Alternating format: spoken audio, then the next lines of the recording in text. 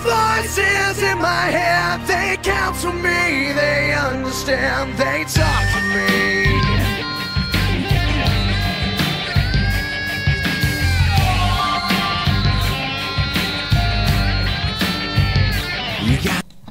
Okay, it's the Viper 4567 here with more random pay-per-view. This is a WWE Vengeance 2003. So this is the very first SmackDown brand only pay-per-view, and I must say it was awesome. I must say, really kind of great way to kind of start off the Raw. You know, like the Raw had their first one I think a month before, or a couple of maybe 5 weeks or so, and that one sucked. Like that Blood 03, I had it on. I think I got rid of it. It was that bad. Like it was a really terrible pay-per-view. But this is the first ever. Like, and then the SmackDown one was excellent. Like fucking nearly every match was extremely watchable. So yeah, so all in all a great pay-per-view. This was in the Pepsi Center in Denver, Colorado, a crowd of 9,500, which is surprising because I heard the Pepsi Center can hold up to nearly 20,000, which is surprising. But then again, WWE couldn't really they weren't going to sell enough tickets. They probably thought they couldn't sell it out. So yeah, so on Sunday Night Heat, I don't actually, the DVD I have don't have extras, which is weird. The dark match, or whatever you want to call it, on Sunday Night Heat was Ultimo Dragon defeating Chris Kanyon, which was good for him. The match lasted all of 4 minutes. Didn't get to actually watch the match, obviously, because I don't have extras, but just been looking through. So yeah, so the first match is the final match in the United States Championship Tournament. Eddie Guerrero defeating Chris Benoit in a fucking superb match to win, obviously, the new US title. Benoit defeated Rhino and Matt Hardy to get to the final, and Eddie defeated Ultimo Dragon and Billy Gunn. So this was a very technical match, as we all knew it would be. These two know each other inside out. Eddie with some chops on Benoit, leg scissors then from Eddie, and then a nice pin sequence. Shoulder breaker then from Benoit, and then he goes for the crossface, but Eddie he's fought on the ropes. Suicide dive then from Benoit. A lot of the fans were kind of like, what the fuck at the start. Kind of, at one stage I heard a boring chant, which I just don't get. Like, Benoit is not a high flyer or anything. Like, yeah, he does the flying headbutt and a few other, but he's mainly groundwork. So, like, I don't get it really. If you don't like technical wrestling, fair enough, but or mat based wrestling, whatever. Like, that's your own thing. But it wasn't boring. Benoit then works on the left arm of Eddie. Leg scissors then from the top rope, gets 2 for Guerrero.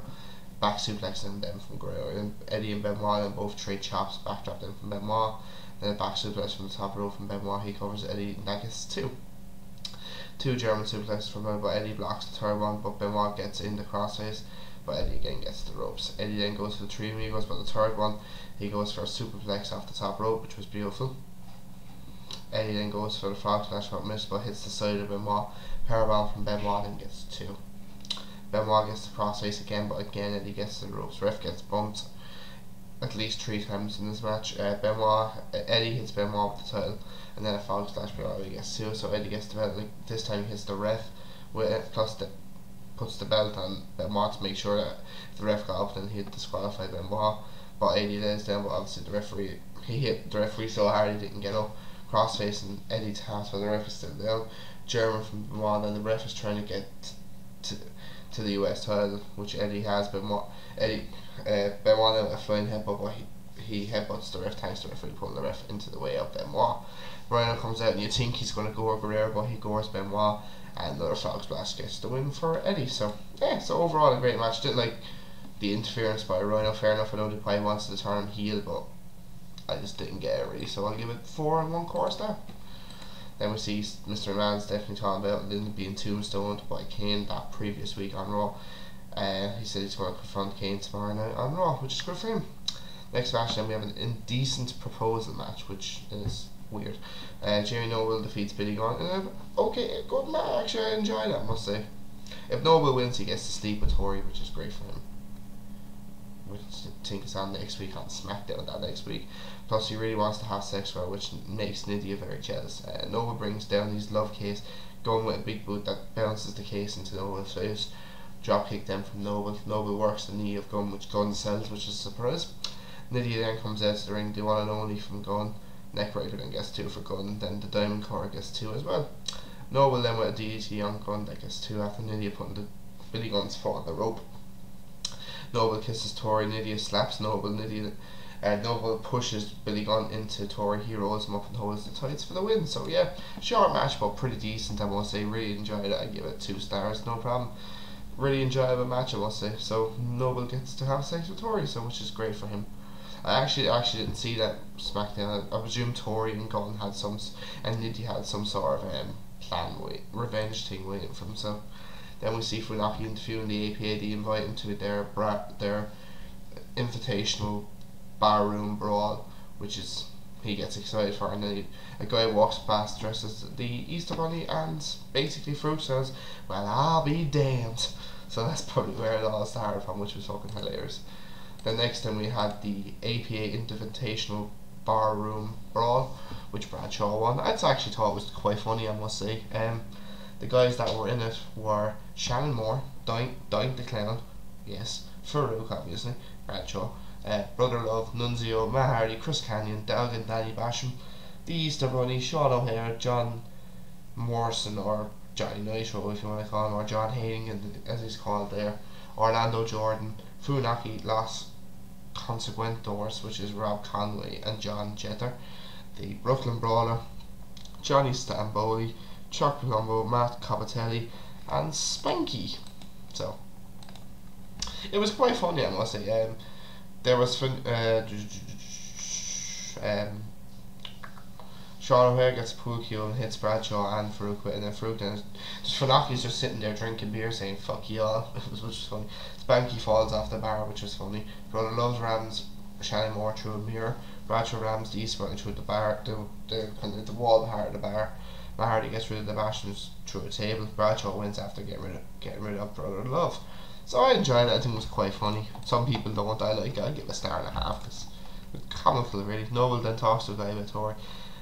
Wilson, the guy says to him, "What about Nydia? Don't mind her. She'll get old," which is, yeah, Tori's gonna get old too. Next match then is the world's greatest tag team defeating Rey Mysterio and Billy Kidman in a very good match, I must say, to retain the SmackDown WWE tag titles. Flying head scissors from Rey on Benjamin, low dropkick then gets 2 for Kidman, then spinning leg scissors from Kidman. Flying then forearm gets 2 for Kidman, springboard leg drop then gets 2 for Rey, reverse it down powerbomb gets 2 for Haas on Rey, strong Irish rip then from Haas on Rey, and then a tilt-a-whirl slam gets 2. Power slam gets 2 then from Benjamin, Hurricanrana from Rey, but Benjamin counts it, but Rey counts it into a drop kick. Nice drop kicks then to both Benjamin and Haas from Kidman, backdrop from Kidman, and then the BK bomb gets 2 for Kidman and Charlie Haas. Springboard senton onto Benjamin from around the outside. Kidman backdrops Haas onto the outside, and Kidman gets on the middle rope and then does the shooting star press onto both of them on the outside, which was fucking cool, which gets a whole big holy shit chant from the crowd. Kidman gets Haas in the ring down, he gets 2. Benjamin then rams Kidman into the ring post. Rey drop kicks Benjamin. Benjamin and Haas then both work the lower back on Kidman, which is good for obviously because his back was killing him. Kidman gets the tag, but the ref does not see it. Great tag team strategy there. Double suplex gets 2 for Haas. Kidman then with the X Factor. It's kind of like an X Factor type move that gets Rey gets the tag. Lovely insecurity on Benjamin from Mysterio. Sunset flip pin gets 2 for Rey. Nice ET from Rey that gets 2 on Benjamin. Then the 6-1 there on Haas. Springboard sent on, but the ref is busy with Kidman on Benjamin with a nice kick to the face, but that gets 2 for Haas. Hurricanrana from the top rope gets 2 for Rey. Spinning heel kick then from Benjamin on Kidman. And basically, it's basically just a doomsday device. Basically, it's the exact same that gets the win for the world's greatest tag team. So, very good match. Like, a lot better than I was expecting, because like the world's greatest tag team never really had great matches, really, to be honest. They've had a good couple of good matches. This is probably one of the great matches that they've had, so 4 stars, no problem whatsoever. That one, I must say, really good match and I enjoyed it. Next then, Sable defeats Stephanie McMahon in an okay calf fight, basically. I'd give it a star. Like, both women are not wrestlers per se, but both women were women's champions though at one point or another, as Michael Cole says, which is true. Like, both of them were women's champions. Sable is, I think, a better wrestler than Stephanie, if I'm being honest. I don't know. It's just hard to judge. Stephanie Sable fight on the outside, then they get into the ring, then they try to go. Sable tries to run to the crowd, they fight and they get back in. Nice clothesline from Stephanie, drop kick then from Sable, a nice kick to the back then from Sable, and then Sable doing her pose. Stephanie gets a schoolboy or schoolgirl, as Taz says, I guess too. Lovely elbow from Stephanie, and then a nice right hand. Stephanie's choking the life out of Sable, and then Sable's trying to undress her, and she does get undressed a little from the top, so the referee takes off his referee's top, whatever, or jersey, whatever you want to call it. He puts it on, trying to put it on Sable, and then while the referee is getting distracted, A-Train comes out and basically just runs right into Stephanie, and he goes through the crowd, and then Sable gets the pin and gets the win. So yeah, nothing special really, to be quite honest. I was expecting this to be a dud, but it wasn't, so I give it a star, no problem whatsoever. So, what do we have next? Next then, The Undertaker defeats John Cena in a good match. Cena comes out, basically does his usual rap, which was pretty damn good. Now, to be honest, I didn't write down what he said and all that, but it was pretty cool. Don't get why Undertaker won this match. Doesn't really. I think John Cena, even though I hate John Cena, but I think John Cena should have won this match. But what can you do? Cena slaps Taker, which pisses him off. Taker kicks the ass out of Cena for at least the first 7 or 8 minutes of this match. Cena spits water in Taker's face, and it basically just does not work. Taker with his trademark leg dropping down an elbow. Taker goes old school on Cena. Taker then with a chokeslam. He pins him, but he just basically says, "Look, I've not kicked your ass enough." So Cena counters the last ride with a lovely DDT. Cena exposes the turnbuckle. Cena works then on the ribs of Taker, which to the fact that Taker starts pissing in blood from his mouth. Nice uppercut from Taker. Taker comes back then with a clothesline, I guess too. As I said, he was bleeding from it really bad, it was bad. Good work there from him. Spinebuster gets 2 for Cena. Flying clothesline from Taker, I guess 2. Big boot from Taker, and then after Taker counting the FU. Cena hits Taker then with the bike chain into the ribs, and then he gets the FU. But that one he gets 2, which to Cena's amazement, Taker gets the last ride, and that gets the win. So decent match, but as I said, it was watchable. 3 stars, and in my opinion the wrong person won, because Undertaker didn't really need to go over in this match. Basically just give it to but then again, doesn't really affect John Cena really, to be honest, because he was still going to get a big obviously we all know he was going to get a big mega push anyway, so yeah.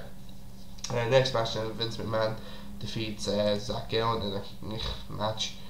Never really got why Zach Gowen was in WWE, to be quite honest. No offense to the guy with 1 foot, he probably better wrestler than fucking some of the guys that are on the roster now, but I don't know, I just never really I said to myself, at the time when I was a kid, I was saying, "Mr. Man, you are such a cunt to make fun of someone who has a disability." At the time I was really angry with this, because obviously I was only 12 or 13, and you think when you're younger, wrestling's kind of is this really, even though it's scripted and all that, you still should never make I don't know how some people didn't bring it. I said there was a load of phone calls basically to WWE saying, "How dare you, all this crap." But Zach takes off his prosthetic leg, so he basically wrestling with 1 leg. He's still wrestling to this day, which is, I give him credit to be. I didn't think he actually wrestled in TNA apparently, so fair play to him. Nice clothesline. I think he was only actually 20 at the time of this match, because he's only 31 years of age, because I looked him up on Wikipedia, and he's only 31, 32, so he must have been he would have been about 21, so jeez. Nice clothesline from him. Moonsault from the second rope on Vince on the outside. Springboard leg drop gets 2. Half Boston Crab from Vince, but Zach Gowen gets the rope. Spin brings in a chair. He gets rid of the ref. Zach drop kicks the chair, and Vince's head pisses, and then basically he pisses blood. Zach misses a moonsault, and that's how Vince gets the win. So I'll give it a star. That's about it. And there you go. This is Vince McMahon basically. Well, besides the defeat the Hulk Hogan, he goes unbeaten for the rest of the year. So yay. Next match then, Kurt Angle defeats the big Brock Lesnar in the Big Show. Very good match to regain the WWE Championship. Kurt Angle has just came back from neck surgery. Obviously he's the face, and he turned face, and he turned on Team Angle basically, on Paul Heyman, all that, well, whoever else that he was with, and basically himself and Brock Lesnar became respected. Basically, Lesnar said he looked after him when he was in had surgery and all that storyline, which was nice out of Angle. So double clothesline from Big Show. Big Show then with a chokeslam on Lesnar. I guess 2 tags to Kurt Angle breaking it up. Angle gets the ankle lock in, but Show counters. Big move from Show, then a leg drop that gets 2 for him. Elbow then from Big Show that gets 2 on Lesnar. Lesnar and Angle then hit Show with trash can lids to the face and arms and whatever else. Double suplex from Big Show after both Lesnar and Angle try to do the same on him. Double chokeslam from Angle and Lesnar. Lesnar then with an F5 on Angle, and then Lesnar with an F5 and Big Show that gets 2 because Angle pulls the ref out. Lesnar rams Angle into the steps and then rams his head into the steps. Leg drop then gets 2 for Angle.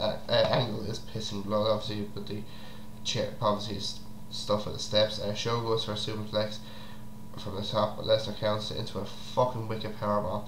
Fucking awesome, absolutely. Like this is Lesnar who suplexed Big Show off the top rope and that broke the ring. So like to do a powerbomb, like he is freakishly, like he's so fucking strong, so fucking strong. Angle hits Lesnar right in the face with a chair. Angle then hits Show with a chair. Lesnar now is bleeding too, not as bad as Angle. Angle then with an angle slam Big Show through the Spanish announce table, which was awesome. German suplex from Angle on Lesnar. Spinebuster from Lesnar gets 2. Double chokeslam from Big Show. He pins Lesnar for 2, and then he goes off to pin Angle, that also gets 2. Ankle lock on Lesnar, and then an angle slam on Big Show. Then he goes to Lesnar, gives him the angle slam, and that gets the win for Kurt Angle. So I must say, to give this match a lot of time, this match went nearly 18 minutes, but 17 and a half minutes. So yeah, good match. Nothing particularly great about it, not particularly bad about it. I'll give it 3.5 stars easily. So yeah, so overall this was a very superb pay-per-view. All the good matches were given time. Like the US title match was given 22 minutes. The tag match was only given 15, just under 15, and it was excellent. The Undertaker match probably went a little bit too long in my opinion, just maybe 2 or 3 minutes longer. The Mr. McMahon match was given way too much time. That went just exactly 14 minutes, and the WWE title match went 17 minutes, which that match was grand basically. So yeah. So overall, this pay per view was very fucking solid from start to finish. Probably the best pay per view in my opinion of that year. Like just edges out WrestleMania by probably better that much basically.